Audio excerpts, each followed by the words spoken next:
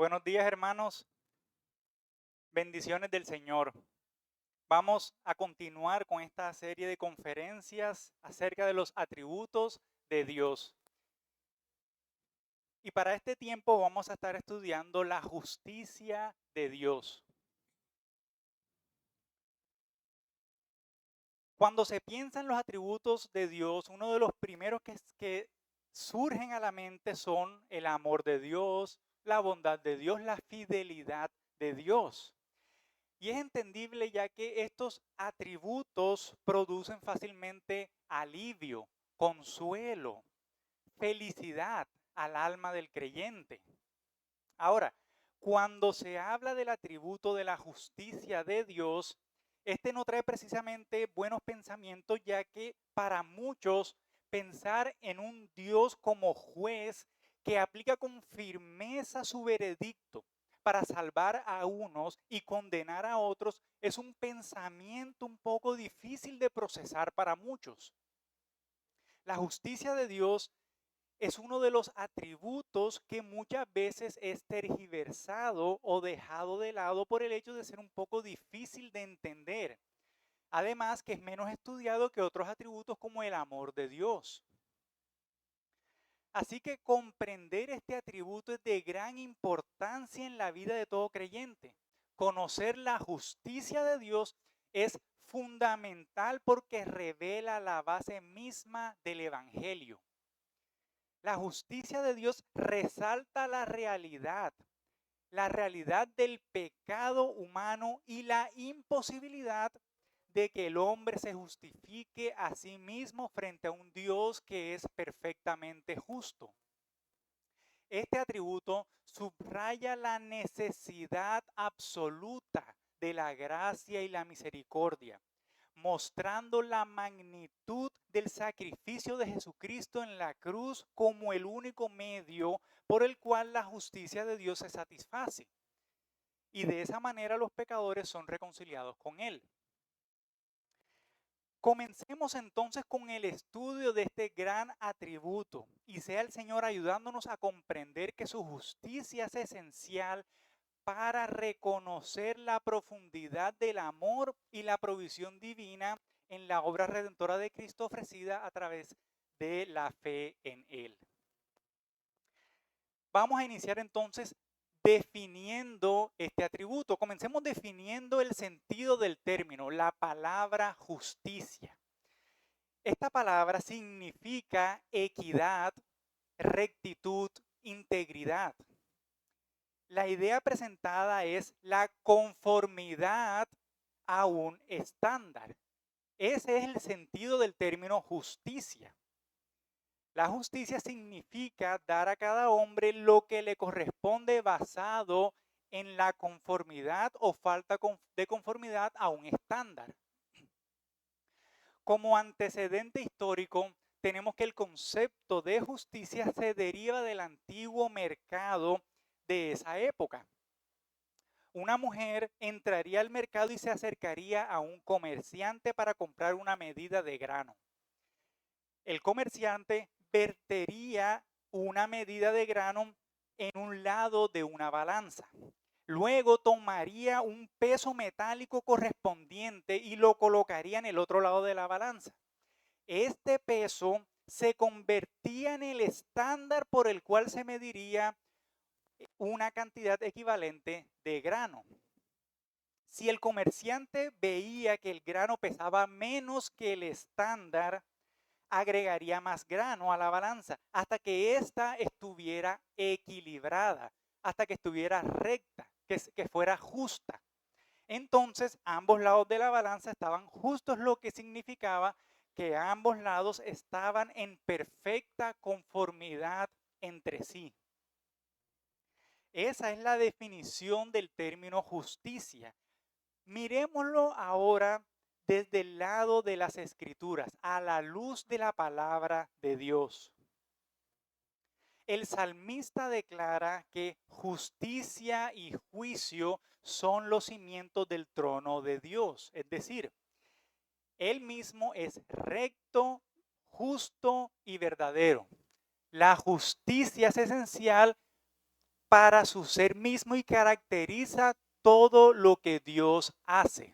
Dios es entonces moral y éticamente correcto, es decir, lo que Él es y lo que Él hace, y actúa solo de acuerdo con lo que es justo y recto. Pero, ¿cómo entender este atributo de la justicia que es tan característico de Dios? Las palabras principales que utilizan los autores bíblicos denotan un sentido físico, en un sentido físico ser recto y en un sentido moral también ser correcto. Y por lo tanto, denotan una conformidad con un estándar ético o moral. Quiere decir que Dios, lo que él es y lo que Él hace es lo correcto, es lo justo. Uno que es justo cumple con las obligaciones esperadas, actúa de acuerdo con lo que se debe hacer. Es crucial, hermanos, no malinterpretar esto. La idea no es que Dios esté sujeto a alguna regla abstracta, alguna regla exterior a sí mismo. Eso implicaría que esa regla o ese estándar está por encima de Dios mismo. Cualquier regla superior a Dios vendría a convertirse en el estándar, en un Dios. Y eso no puede ocurrir porque Dios es el estándar. Por supuesto, entonces no puede haber ningún estándar por encima de Dios. El estándar de justicia al cual Dios se conforma es el mismo. Es la propia naturaleza y voluntad de Dios la que determinan lo que es correcto y lo que es incorrecto. Y cuando las Escrituras afirman que Dios es justo, nos asegura que Dios siempre se conforma a sí mismo. Se adhiere fielmente a sus propias perfecciones. Dios actúa únicamente y siempre de acuerdo con el principio más elevado de justicia, Él mismo. A lo largo de la palabra del Señor nosotros encontramos definiciones y argumentos que nos ayudan a entender este atributo. La Biblia presenta constantemente a Dios como gobernador justo y como juez justo. Y estos dos aspectos de su carácter o de nuestra relación con Él son distinguidos de manera cuidadosa. Tenemos la certidumbre que encontramos en toda la Escritura. Vamos a ver algunos textos rápidamente. Génesis 18, 25. Génesis 18, 25. Lejos de ti el hacer tal, que hagas morir al justo con el impío, y que sea el justo tratado como el impío. Nunca tal hagas. El juez de toda la tierra no ha de hacer lo que es justo. Salmo 7:11. Dios es juez justo. Tenemos también el Salmo 96, verso 13. Porque vino a juzgar la tierra, juzgará al mundo con justicia y a los pueblos con su verdad. Y por último, Salmo 97, verso 2. Nubes y oscuridad alrededor de él. Justicia y juicio son el cimiento de su trono.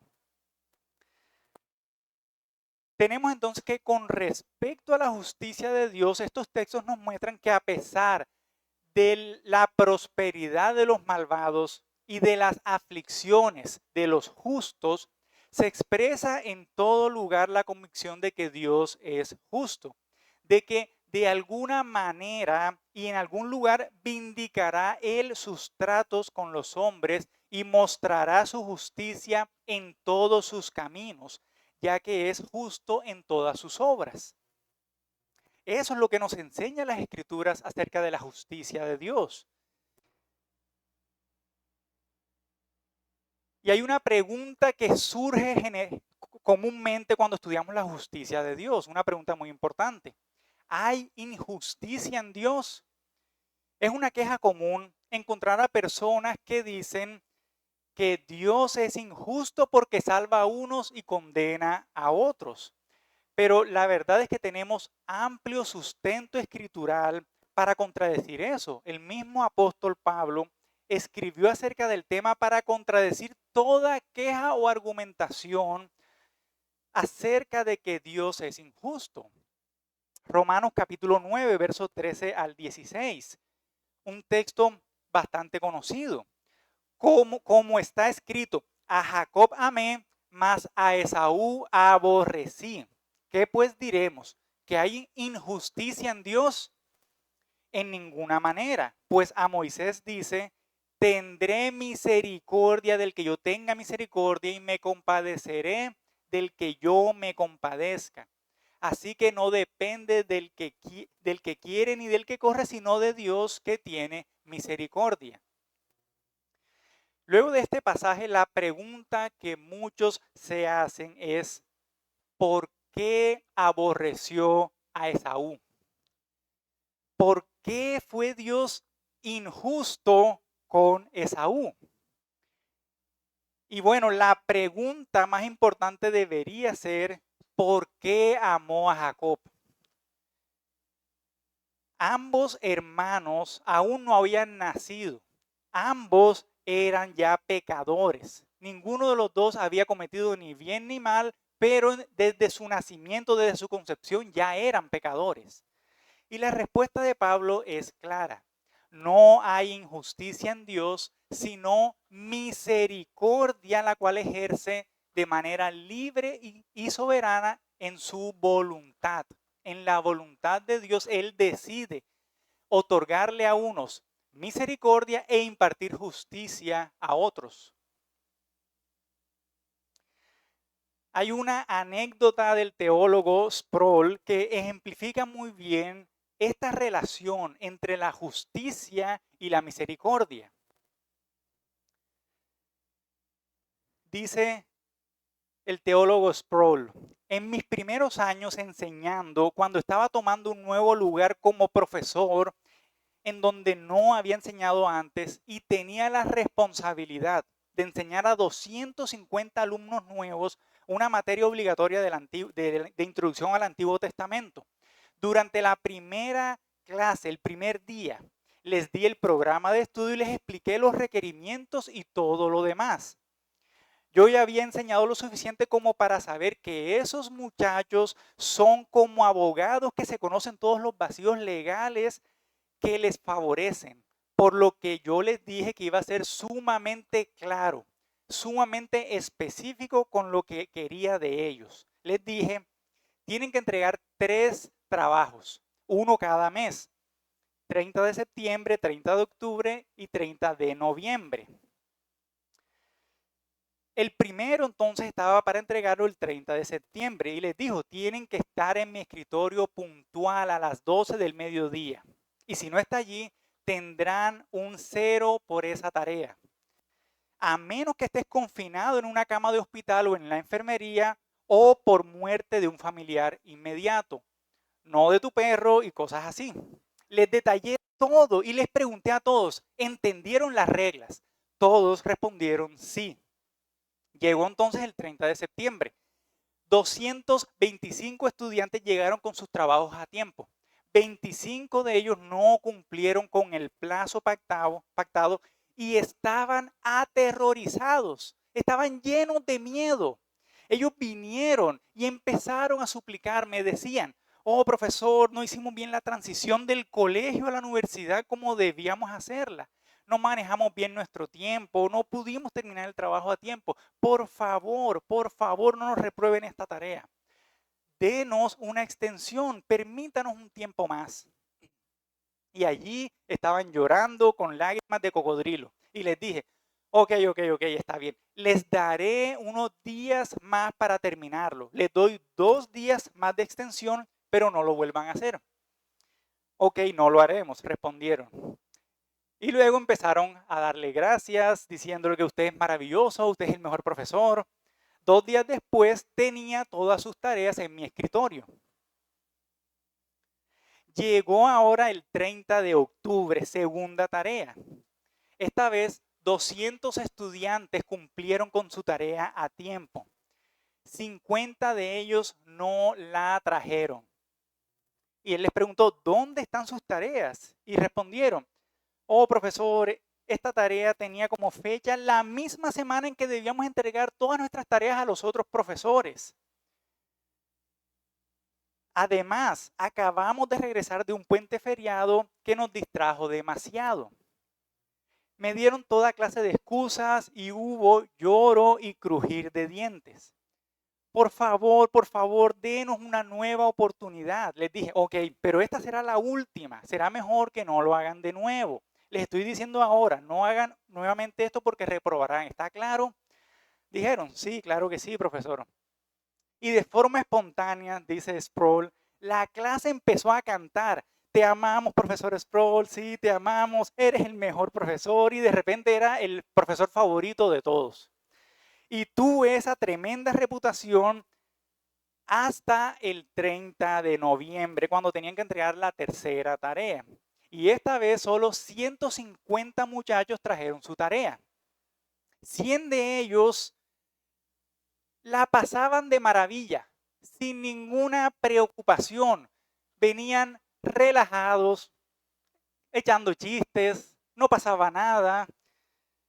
Y el profesor les dice, espera un minuto, ¿dónde están sus tareas? Y uno de ellos les dijo, no se preocupe, profesor, tranquilo, nosotros se la vamos a entregar en algunos días, no hay problema.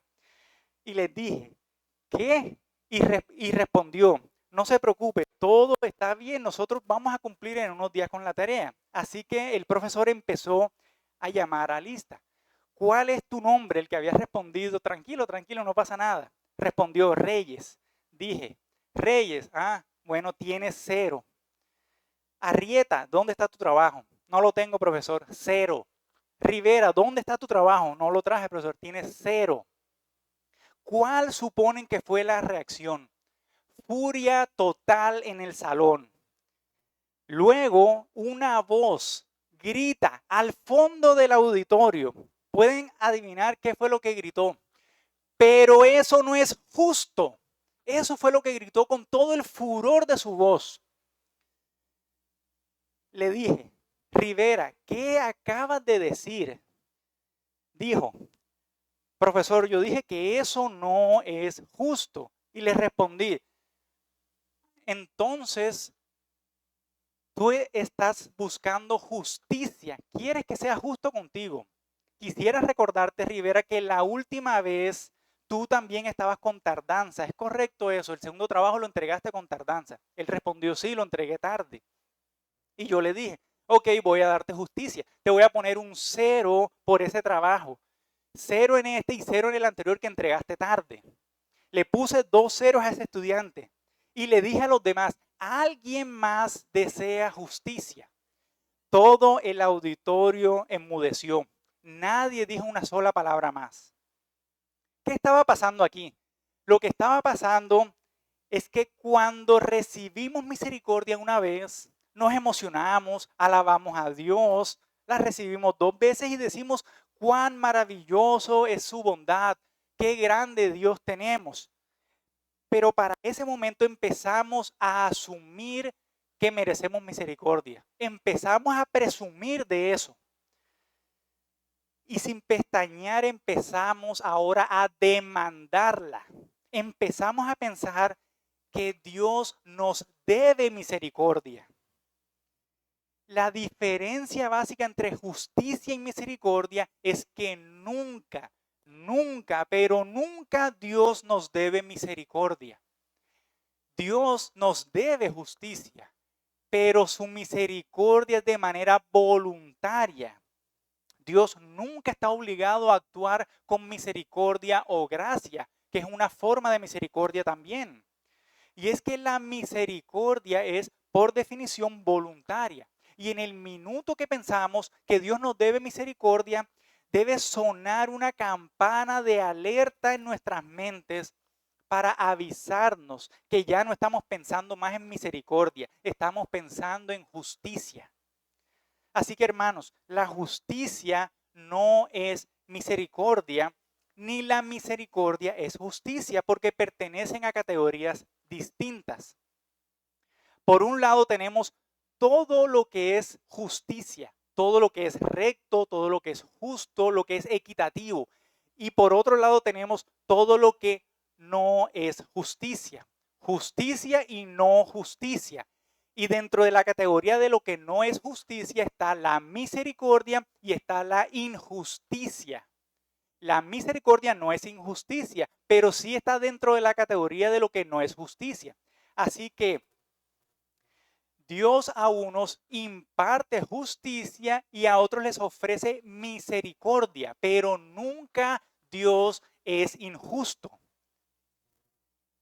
A unos aplica su justicia y a otros ofrece su misericordia, su gracia. La misericordia y la gracia no son formas de justicia, pero no son actos de injusticia. Dios entonces aplica justicia a unos y tiene misericordia con otros, dando como resultado que en su naturaleza Él sigue siendo recto. Dios sigue siendo justo, sin pecado y perfecto al no cometer ninguna injusticia. Miremos ahora la justicia de Dios y su relación con los hombres. Ya que hemos venido hablando entonces de la justicia de Dios y cómo Él ejerce de manera justa sobre los hombres, ahora pasaremos a responder una cuestión que ha sido un tema de debate en la historia del pensamiento cristiano. ¿Qué hace que ciertas acciones sean buenas y otras malas? O puesto de otra forma, ¿qué es lo justo? Para hallar la respuesta, empecemos preguntándonos una pregunta muy sencilla. ¿Por qué mentir está mal? Algunos dirán, porque estamos engañando a la otra persona, porque la estamos afectando, la estamos ofendiendo. Otros podrían decir, porque estoy tirando por el suelo la confianza que habían puesto en mí con esa mentira. Y esas respuestas pueden estar bien, pero la respuesta acertada es porque Dios no es mentiroso. Mentir está mal porque Dios no es mentiroso. Dios sigue un estándar objetivo de lo que es correcto y lo que es incorrecto, de lo que es justo y lo que no lo es. Un estándar al que Dios se adhiere, el cual no es externo a Él, es su propia naturaleza. El teólogo Wayne Grudem responde muy clara y concisamente acerca de este aspecto. Aquí debemos responder que lo que se conforma al carácter moral de Dios es justo. Pero, ¿por qué es que todo lo que se conforma al carácter moral de Dios es justo? Es justo porque se conforma a su carácter moral. Dios es la regla final de lo que es justo y lo que no es. No hay regla externa que pueda dictaminar lo que Dios considera como justo, sino en su propia y única naturaleza de Dios. Dios es la regla y norma final con que se mide lo que es justo y lo que no lo es. El solo hecho de pensar que nosotros mismos podemos establecer el estándar de lo que es justo es un pecado grande delante de Dios, ya que nosotros estamos tomando la posición de juez, posición que solo le corresponde a Dios. Cuando alguien dice, eso no es justo y debería ser así, está asumiendo que es el juez que dictamina por su propio estándar lo que es justo y lo que no es justo. Labor que solo puede asumir nuestro Dios creador. La respuesta del apóstol Pablo a una pregunta muy difícil en cuanto a la justicia de Dios nos ayuda también a entender esta gran verdad. Romanos capítulo 9, versos 20 y 21. ¿Quién eres tú para pedirle cuentas a Dios? ¿Acaso le dirá la olla de barro al que la modeló, ¿por qué me hiciste así? ¿No tiene derecho el alfarero de hacer del mismo barro unas vasijas para usos especiales y otras para fines ordinarios? Como vemos en la respuesta del apóstol Pablo, nada ni nadie puede establecer lo justo o injusto porque nadie puede estar por encima del Creador Supremo, quien es nuestro gran juez, el Dios Trino. Ahora, de lo que hemos venido estudiando, se puede afirmar con toda certeza que Dios como juez aplicará su justicia juzgando a todos los hombres. Nadie se va a escapar de la justicia de Dios. Nos lo dice Pablo en Romanos 14, versos 10 al 12. Pero tú, ¿por qué juzgas a tu hermano? O tú también, ¿por qué menosprecias a tu hermano? Porque todos compareceremos ante el tribunal de Cristo, porque escrito está, vivo yo, dice el Señor, que ante mí se doblará toda rodilla y toda lengua confesará a Dios, de manera que cada uno de nosotros dará a Dios cuenta de sí. Todos daremos cuenta ante el Dios justo, ante el gran juez. La justicia de Dios entonces no es opcional. La justicia de Dios es obligatoria a aplicarse y ejercerse. En este orden de ideas entonces, ¿cómo Dios ejerce su justicia? De igual forma que esperaríamos que un juez justo ejerza su justicia. Declara a unos justos y a otros culpables para condenación. No hay términos medios. Justos y culpables. Hermanos, Dios es justo en su trato con cada uno de los hombres. Esto lo podemos ver en la respuesta que Dios le da a Job al final del libro con su mismo nombre. ¿Corregirá al Todopoderoso quien contra él contiende? ¿Vas acaso a invalidar mi justicia? ¿Me harás quedar mal para que tú quedes bien? A esto Grudem argumenta que Dios responde no en términos de una explicación que le permitiría a Job entender por qué las acciones de Dios fueron justas, sino más bien en términos de una declaración de la majestad y poder de Dios. Dios no necesita explicarle a Job la justicia de sus acciones, porque Dios es el creador y Job la criatura. Continúa el final del libro de Job. ¿Tienes acaso un brazo como el mío?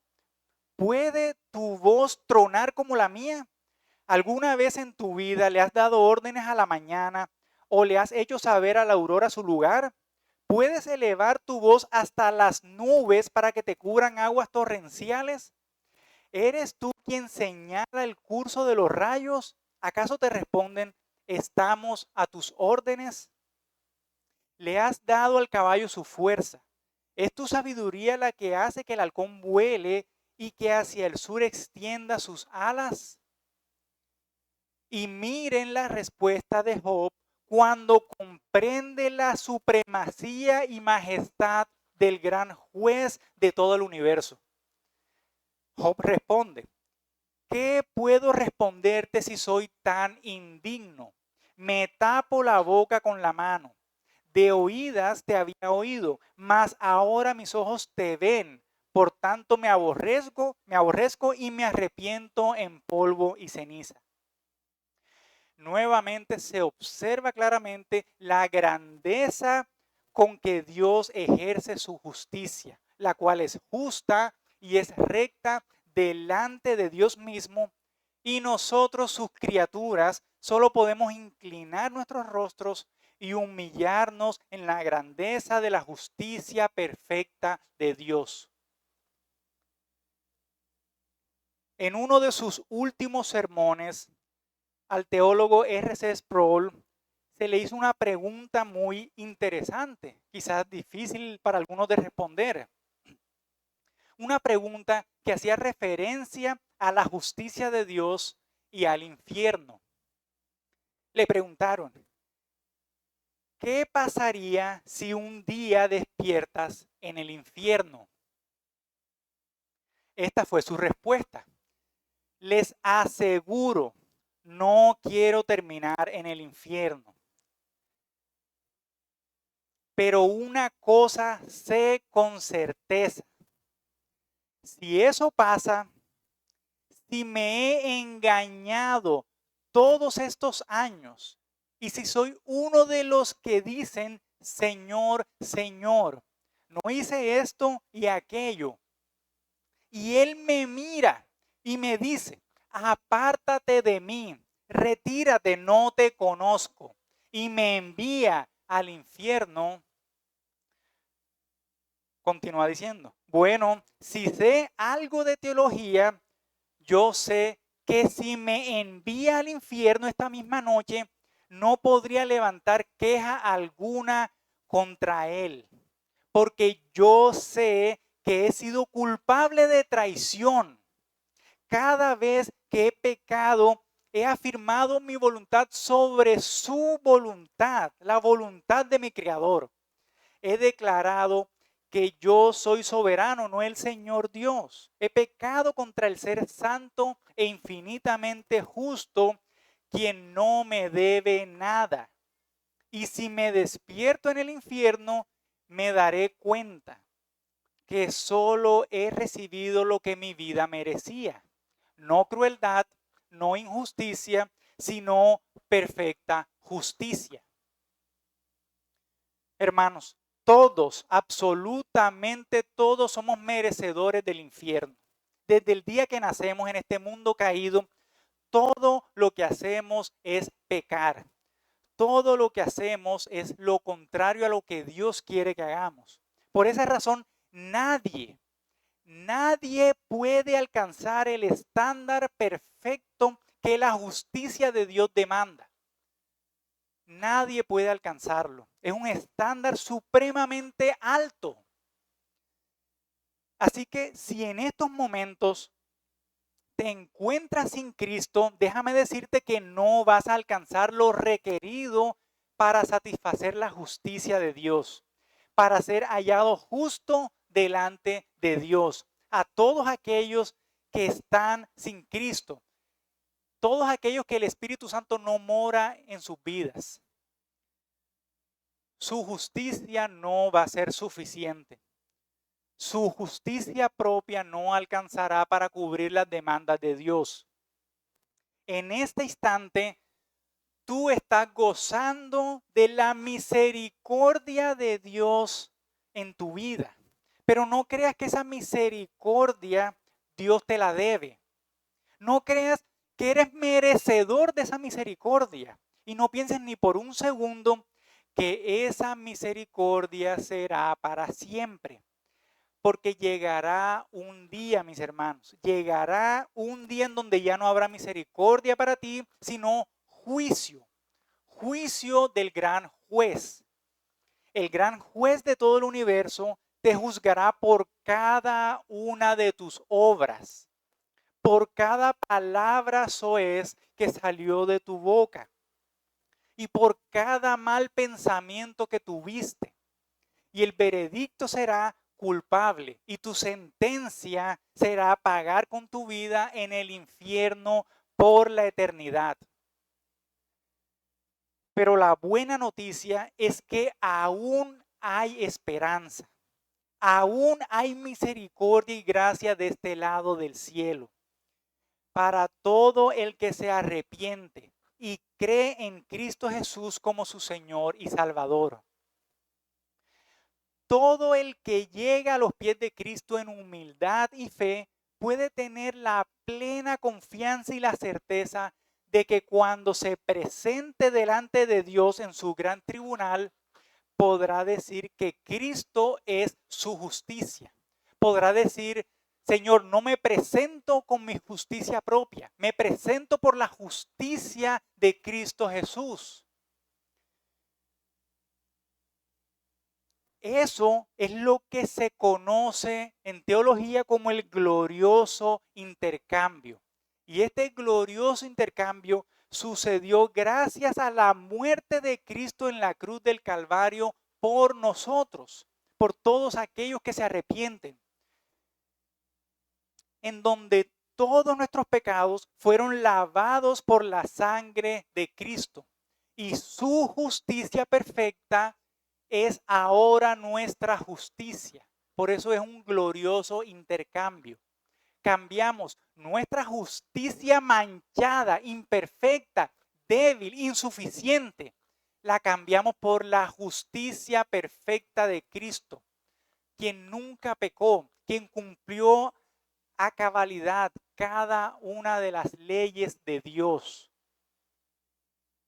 Cristo es el que paga nuestra deuda imposible de pagar para nosotros.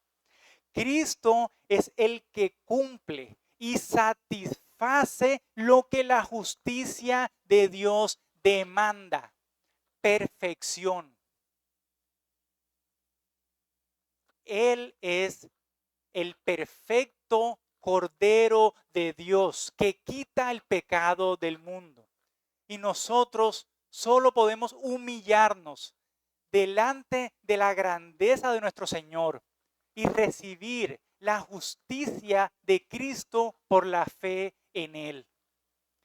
Al que no conoció pecado, por nosotros lo hizo pecado para que nosotros fuésemos hechos justicia de Dios en Él. Santo Señor y Dios bendito, reconocemos en este lugar, en esta mañana, que nuestra justicia no es suficiente, que nuestra justicia está manchada, es imperfecta. Y no podemos, Señor, ni siquiera presentarte algo de valor porque no lo tenemos. Pero reconocemos en esta mañana que Cristo es suficiente, que su justicia es suficiente para cumplir todas las demandas que tu justicia requiere. Que podamos meditar en esta verdad, reconocer y recordar a todos aquellos que ya han creído que Cristo es de gran valor para todo creyente, y para aquellos que aún no han creído, que sepan bien que un día tú vendrás a juzgar este mundo, y el que no se encuentre cubierto bajo la sangre de Cristo, con su justicia será echado al infierno. Damos gracias, Cristo Jesús y Espíritu Santo, en esta mañana. Amén.